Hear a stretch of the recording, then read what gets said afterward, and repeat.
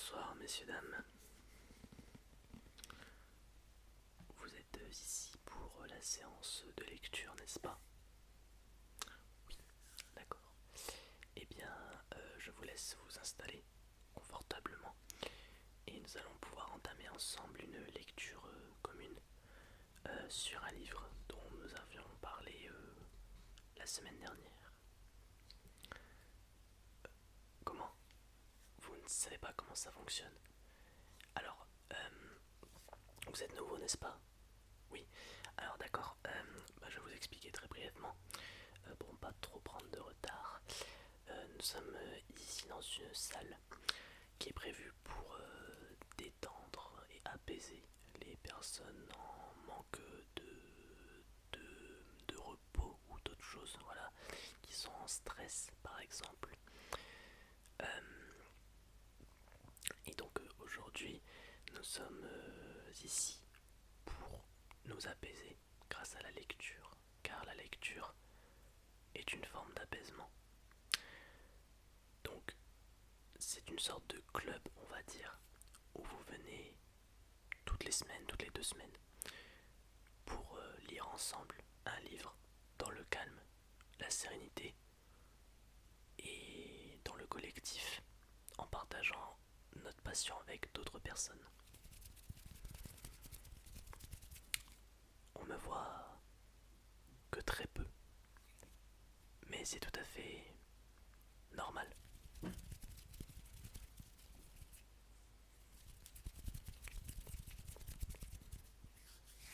C'est pour ne pas trop vous éblouir, pour que vous soyez bien concentré dans la lecture et non sur mon visage. Donc plus concentré sur les mots que sur le visuel. Et donc ce soir nous allons parler d'un livre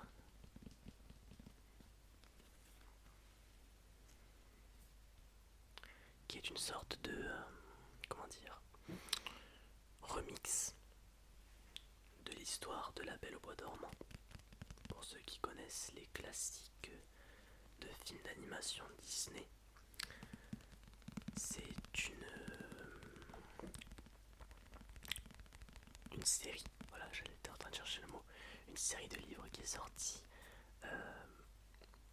autour des classiques Disney et dont l'auteur, qui je pense est une femme, donc l'autrice,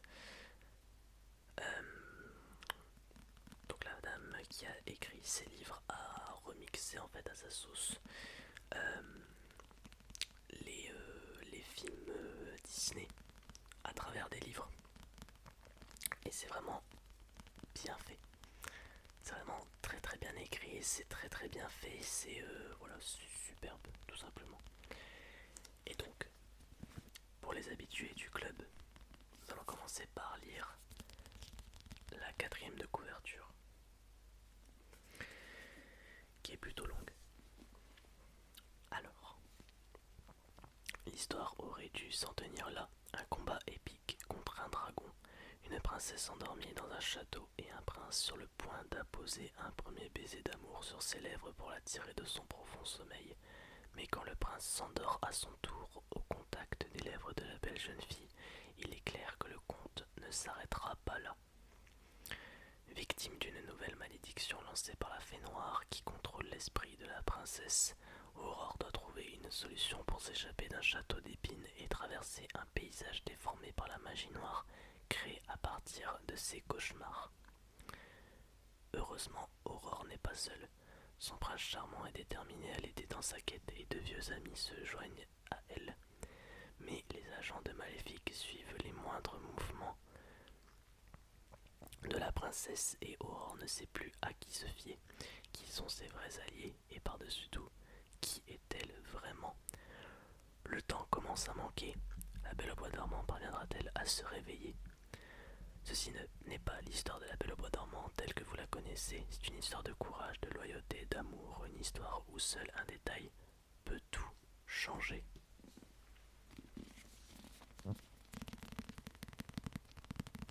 Voilà pour la quatrième de couverture.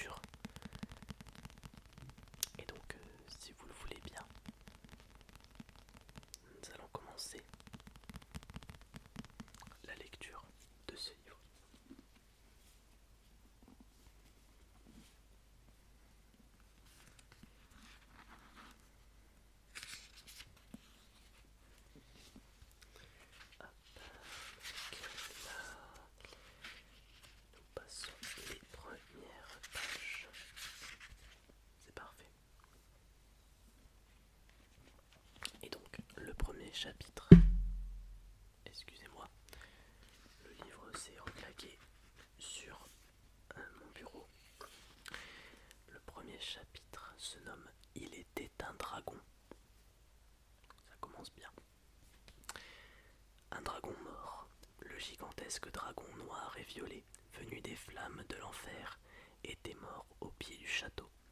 Une pluie de ronces s'abattait des remparts en martelant les pavés à un rythme étrangement apaisant. De nombreux événements sinistres avaient frappé cet ancien palais qui sortait pourtant de 16 années déjà fort tristes. Le prince charmant avait vaincu le dragon à l'aide des 3 petites fées qu'il était en train de suivre. Sans elles, il n'y serait jamais parvenu. Sans elles, il n'aurait jamais réussi à lancer son épée dans le cœur de la bête.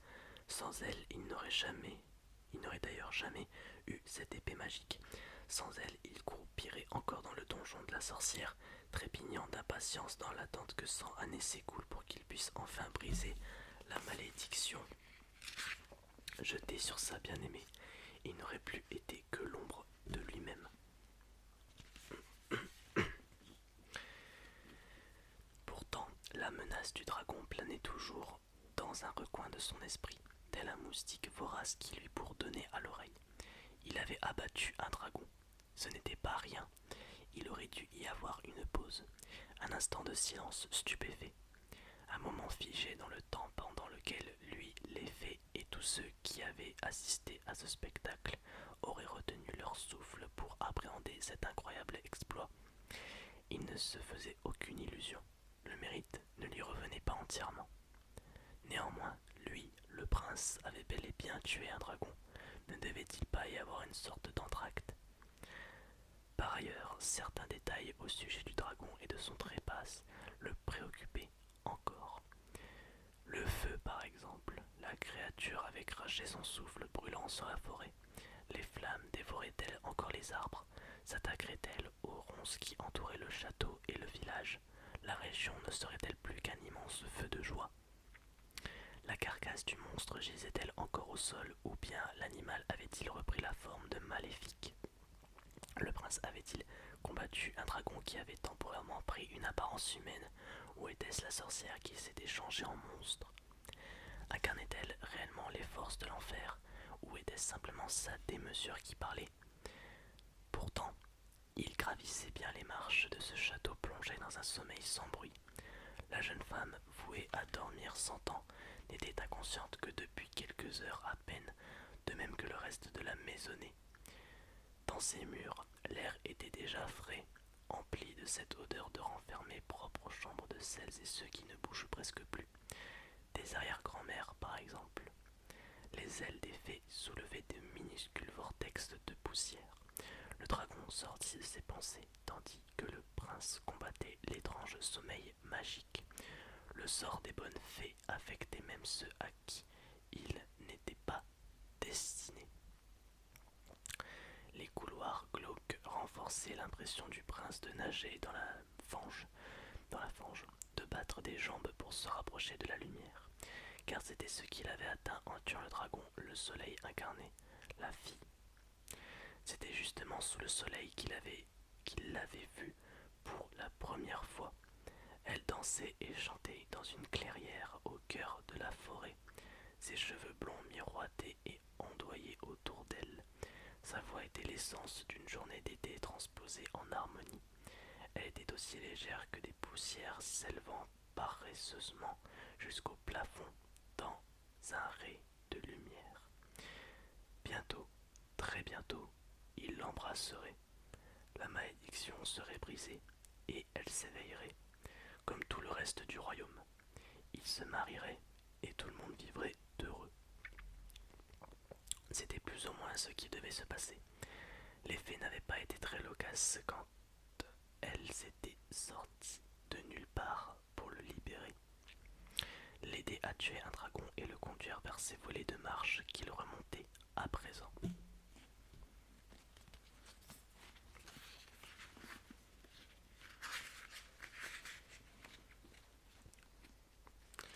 D'une manière ou d'une autre, la jeune femme qu'il avait rencontrée dans la clairière était mêlé à ces histoires de fées, de sorcières, de dragons et de châteaux, ou plutôt à ce château bien précis, celui qu'il avait visité enfant, pour voir le nouveau-né baveux qu'il devrait un jour épouser.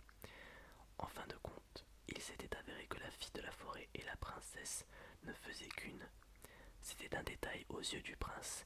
Il était prêt à transgresser toutes les conventions pour épouser celle qu'il aimait, paysanne ou princesse. Mais cette situation arrangeait bien tout le monde. Lorsqu'il pénétra dans la chambre, il repoussa ses pensées dans un coin de sa tête avec le souvenir du dragon. Il pouvait enfin contempler sa belle au bois dormant. Elle n'avait plus rien d'une paysanne. Elle portait une tenue qui seyait à son rang de princesse. Au fond de lui, le prince avait toujours su qu'elle était de sang royal.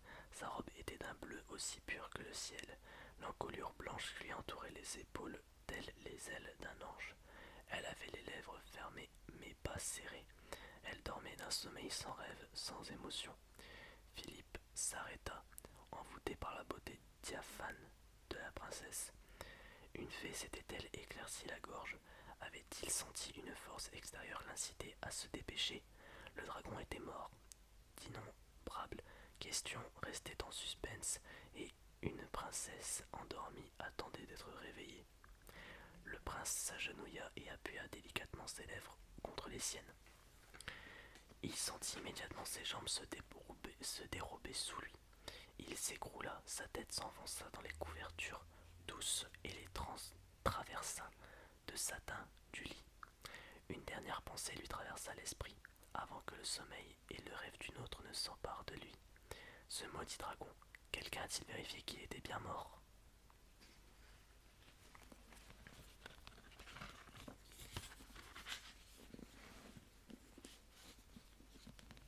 Voilà le premier chapitre de ce livre. Qu'en avez-vous pensé? Oui, je pense exactement la même chose.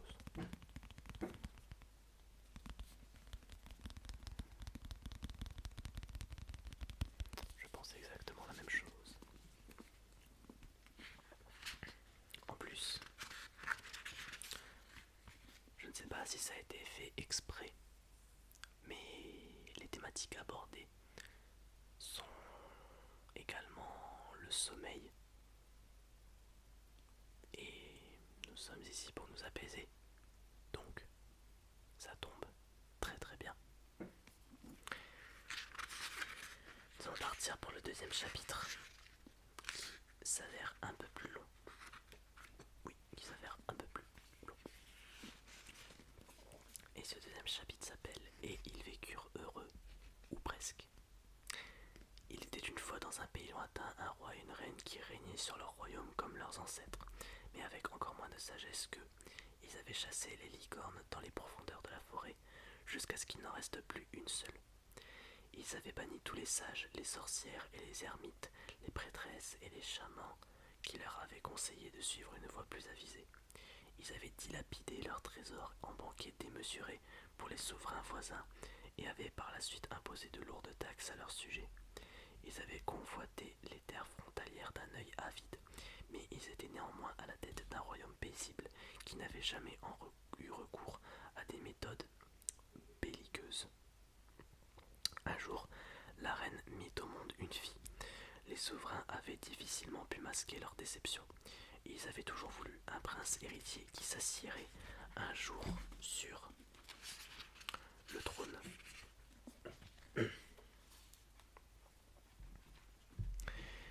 Au moins, la petite princesse était-elle douce et belle. Sa chevelure blonde comme les blés dessinait un halo doré qui lui donnait l'apparence d'un ange. Tous ceux qui posaient les yeux sur l'enfant royal s'éprenaient instantanément d'elle. Pour le baptême de la jeune Aurore, le roi et la reine invitèrent toutes leurs connaissances, y compris 3 mauvaises fées qui vivaient dans les régions les plus reculées et les plus sombres du royaume. Les convives se délectèrent des mets les plus délicats, conservés au chaud sous des cloches dorées. Tous les banqueteurs purent garder leurs couverts en or, ainsi que les coupes incrustées de joyaux, remplies de vin hors d'âge et hors de prix. les invités offrirent également des présents à la divine enfant. Des bonnets blancs comme la neige, des coussins de velours et de soie, des jouets sculptés par les nains les plus adroits. Puis vint le tour des 3 mauvaises fées. La voici, telle que nous l'avons promis, annonça le roi. À vous de lui accorder vos dons à présent, exigea la reine. La première fée se fendit d'un rire malicieux. Et pourquoi pas la beauté? Autant qu'elle ait un joli minois si elle doit être notre esclave pour toujours. La deuxième fée s'avança et dit: Je vais lui faire don du chant et de la danse. Peut-être pourra-t-elle ainsi nous distraire. Quant à moi, fit la troisième fée, je vais accorder à ses parents le pouvoir qu'ils convoitent et l'aide magique dont ils ont besoin pour exaucer leurs souhaits. Mais à son 16e anniversaire, la princesse sera nôtre. Les 3 méchantes fées gloussèrent avec le timbre d'un carillon dérangeant. Non. L'une des dernières bonnes fées du royaume sortit de la foule des convives. Elle avait fait profil bas quand les bannissements avaient commencé. Elle avait une silhouette impressionnante, le visage jeune et avenant. Vos Altesses, déclara Maléfique en s'avançant, vous ne pouvez accepter, vous ne pouvez pas vendre votre enfant à ces 3 vermines. Je croyais que nous en avions fini avec les créatures comme vous, gronda le souverain. Ne vous mêlez pas des affaires des rois, harpies, ce n'est pas votre place. Maléfique adressa un regard triste au poupon, sans défense, qui souriait toujours malgré la tournure des événements. Pauvre enfant, murmura-t-elle, mes pouvoirs ne sont pas assez puissants pour empêcher ce pacte lugubre, pas en l'état. Mais je jure sur ma propre vie que je reviendrai pour venger cet affront. À ton 16e anniversaire, la bonté et la noblesse seront restaurées dans ce misérable royaume. Et Maléfique disparut derrière un écran de fumée verte. Les années passèrent dans la triste contrée. La petite princesse Aurore devint une jeune femme pleine de grâce et de beauté. Elle chantait et dansait sous les regards émerveillés de la cour. Ses parents, quant à eux, avaient usé et abusé des puissants démons et des terribles pouvoirs magiques qui leur avaient été accordés par les fées. Ils avaient mené des guerres étranges et impitoyables contre leurs voisins. Les populations avaient été décimées. Les terres ravagées étaient devenues stériles et nauséabondes. Seules d'effrayantes formes noires repoussaient là où l'armée du roi était passée. Bientôt, l'intégralité du monde connu fut affligée de ce mal. Les vallées paisibles, les vergers luxuriants, les rivières miroitantes et les cimes enneigées que le roi et la reine aspiraient tant à conquérir n'étaient plus rien que des territoires désolés, balayés par des vents brûlants, occupés par de viles créatures contre nature, nées des ténèbres et de la magie. Or, ces monstres, après avoir consumé tout ce qui était, tournaient désormais leurs yeux hideux vers le château de leur maître. Pendant ce temps, l'innocente princesse était la plupart du temps ignorée par ses propres parents. Elle se contentait généralement de haillons, sauf quand le roi et la reine décidaient de lui faire porter des robes somptueuses dignes de son rang pour que les habitants restants puissent la voir et l'admirer. Aurore acceptait étonnamment bien sa condition. Elle se lia d'amitié avec bon nombre de chats, de souris, de chiens, d'oiseaux et d'écureuils qui vivaient dans l'enceinte du château. Tous ceux qui habitaient encore le palais l'aimaient profondément, mais ils redoutaient bien plus ses parents. À 16 ans, Aurore, devenue une belle jeune femme, était bien consciente que les réjouissances prévues pour son anniversaire n'étaient rien comparées aux événements apocalyptiques qui frappaient son monde. Elle avait d'avance pardonné à ses parents d'oublier cette date, comme les précédentes. Quand l'horloge frappa les 12 coups de midi le jour de son anniversaire, les 3 mauvaises fées apparurent. Nous venons récupérer notre dû, annonça la première. Mais nous n'arrivons plus à contrôler la magie que vous nous avez donnée, protesta le roi. Vous n'auriez sans doute pas dû pactiser avec le diable, rétorqua la deuxième fée.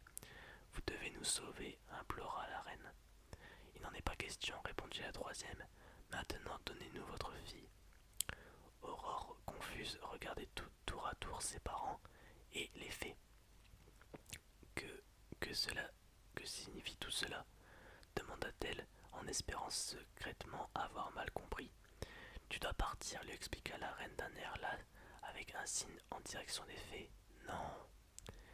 Comme cela s'était produit 16 ans auparavant, un nuage de fumée verte se manifesta. Maléfique en émergea. Elle semblait changer. Elle s'appuyait maintenant de tout son poids sur son sceptre. Ses traits harmonieux étaient tirés et creusés. Elle était enveloppée d'une robe noire telle une pénitente arrivée au terme de son long pèlerinage.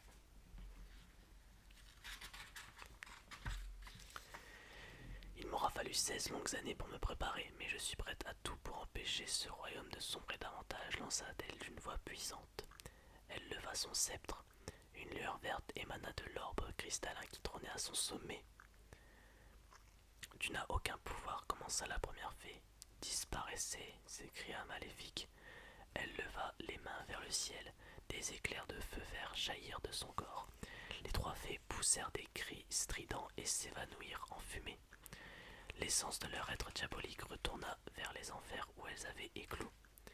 Ô pauvre souverain que vous êtes, déclara Maléfique, le tort que vous avez causé ne peut pas être effacé. Pas complètement. La terre souffrira à jamais du mal que vous lui avez infligé. Pourtant, je puis peut-être sauver le peu qu'il en reste. Elle leva les bras de nouveau et commença à psalmodier. Une brume verdâtre sortit de ses doigts et s'envola vers les vitraux délicats du château. Elle s'enroula autour des arbres crochus et noirs qui se dressaient désormais dans les douves asséchées. Des ronces sortirent alors du sol et se propagèrent rapidement sur les murs du château, s'entrecroisant comme la trame d'un métier à tisser. Bientôt, toute la bâtisse fut drapée de cette ombre d'émeraude. Des cris démoniaques de frustration retentirent dans le royaume.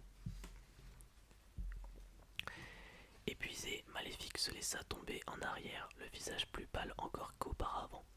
Nous sommes en sécurité. Le roi, qui s'apprêtait sans doute à la remercier, ne fut pas autorisé à parler.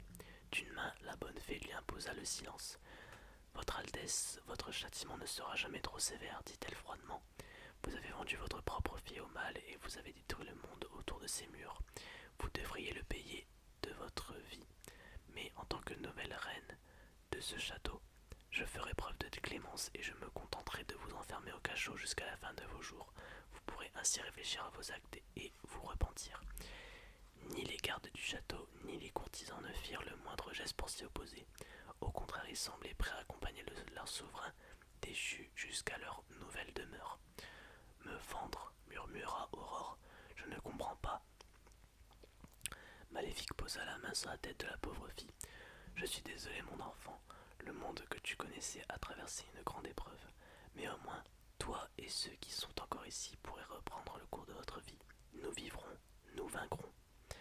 Ainsi la reine Maléfique, Aurore et les survivants du château vécurent heureux alors que le monde dépérissait autour d'eux. C'est la fin du deuxième chapitre. Je trouve que ce deuxième chapitre est plutôt intéressant. On a une bonne introduction de l'histoire, notamment des souverains du royaume, avec du coup Maléfique, Aurore, également trois mauvaises fées qui à la base sont des bonnes fées. Et là pour le coup dans l'histoire ce sont des mauvaises fées. Donc ça va tout changer dans l'histoire. Sur ce, j'espère que cette séance de lecture vous aura tous plu. N'hésitez pas à revenir pour les nouveaux qui étaient là aujourd'hui. Si ça vous a plu, n'hésitez pas à revenir, soit pour parler du même livre. Donc si vous venez de la semaine prochaine, nous continuerons ce livre. Si vous venez plus tard, peut-être que nous aurons commencé un autre livre. En tout cas, je vais vous laisser. J'espère que ça vous aura apaisé, peut-être endormi pour certains. Mais en tout cas, si ça vous a plu, n'hésitez pas à aller checker les petits pouces bleus, le petit bouton rouge également, avec écrit s'abonner dessus. Et n'hésitez pas également à me donner votre avis par rapport à cette séance. Je vous en remercie d'avance. Un bon retour chez vous et à bientôt.